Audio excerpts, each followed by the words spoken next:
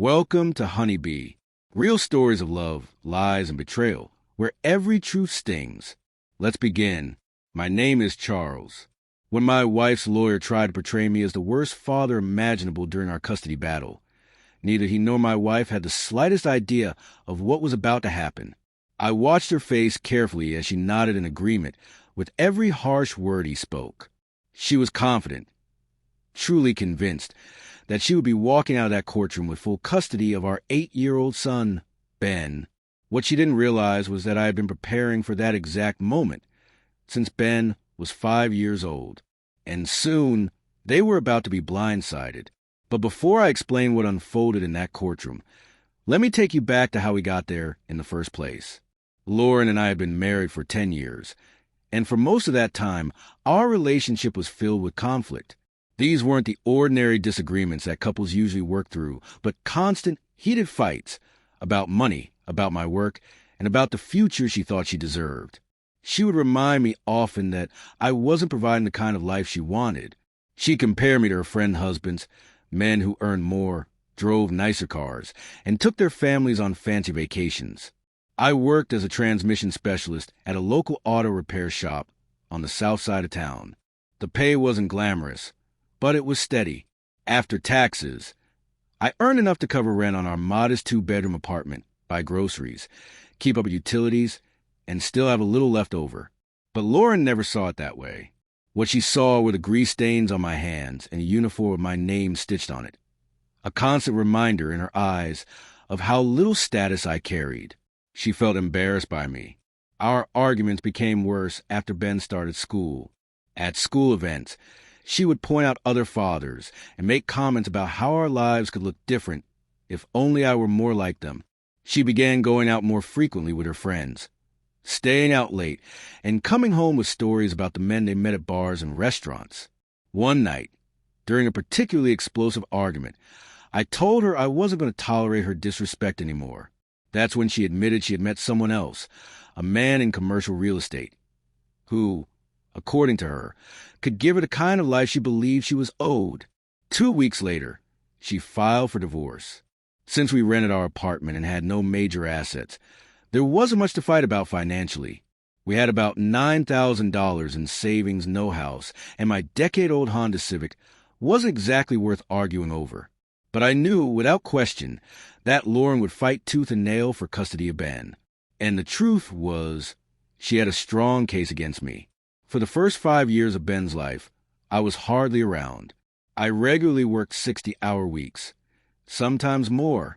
I'd leave the house by 7 a.m. and wouldn't return until after 7 p.m. Lauren was the one handling the drop-offs, the pickups, the doctor's appointments, the school meetings, the bedtime routines. I was the dad who showed up on weekends to toss a ball around or take Ben to the movies while she ran the daily schedule. I realized around Ben's 5th birthday that if Lauren ever decided to leave me, the courts would only see one thing: a devoted mother and an absent father. The warning signs were already there, even before she met her new man, that our marriage was falling apart. I knew I had to protect my relationship with my son. So I made a choice that ultimately saved me. I went to my boss and asked to cut my hours down to 40 per week. He wasn't thrilled, since I was one of his most experienced guys, but he agreed. The pay cut cost me about $8,000 a year, something Lauren immediately noticed and criticized. She accused me of being lazy, of not caring about providing for our family. She couldn't understand why I'd willingly make less money when she was already unhappy with our finances. I never told her the real reason. I didn't want to start divorce conversations before we were there. And more importantly, I didn't want her to become suspicious if she realized I was keeping careful records. With the extra time, I began picking Ben up from school every afternoon at 3:15.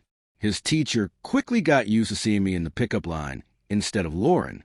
I attended every conference, every school play, and volunteered at every class party. When Ben got sick, I was the one who took him to the doctor and stayed with him. And I documented everything. Every form I signed, every parent-teacher meeting, every medical record listed me as a parent present. I kept it all.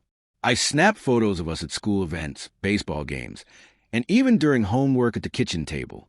They weren't staged, just normal parent photos, but I made sure they all carried dates and times. Lauren noticed, but assumed it was simply me finally stepping up after years of her complaints. At first, she even seemed relieved, but she had no idea that I was quietly building a case for shared custody. Over the next couple of years, this became routine. I was there for his checkups, his eye exam when he started squinting at the board.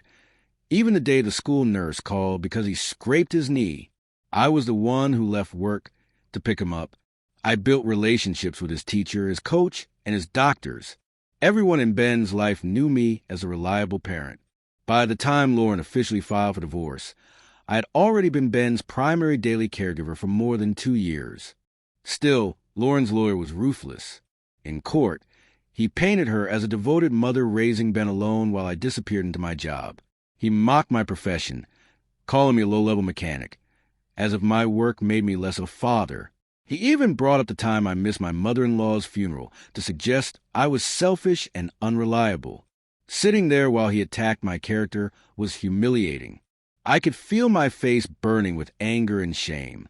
Lauren nodded along, looking certain that her plan was working. But then it was my lawyer's turn. She didn't attack Lauren. She didn't get emotional. She simply asked permission to present evidence. Piece by piece, she laid it out. School records, letters from teachers, medical documents, photos, reports.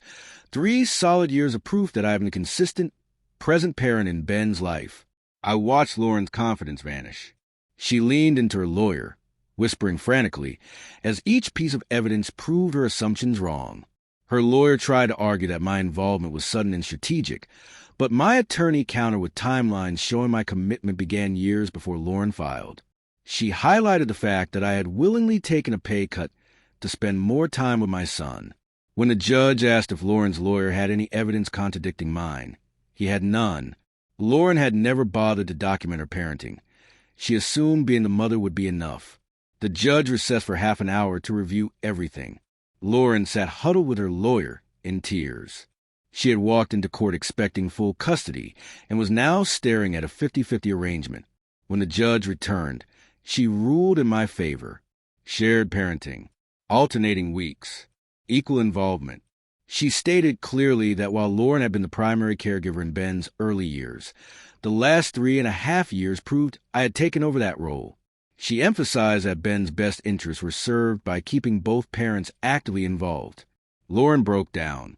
All her confidence, all her strategy, gone. I didn't feel triumphant. I felt relieved. I had protected my bond with my son, not by tearing Lauren apart, but by showing up for Ben day after day and proving it with evidence. The arrangement wasn't easy at first, but Ben adapted quickly, and honestly, the alternating weeks gave him quality time with both of us. My life improved too. Without Lauren's reckless spending, I was finally able to save money, set aside funds for Ben's future, and enjoy peace in my own home. Over time, Lauren adjusted too. Her relationship with her new man didn't give her the dream life she expected. But that was no longer my problem. Looking back, I'm proud of how I handled everything. I could have gone low, exposed her spending habits, her temper, even her infidelity. Instead, I chose to focus on being the father Ben needed and proving it through my actions. The most important thing wasn't winning against Lauren. It was preserving my relationship with my son. And that's something no courtroom, no lawyer, and no bitter ex can take away.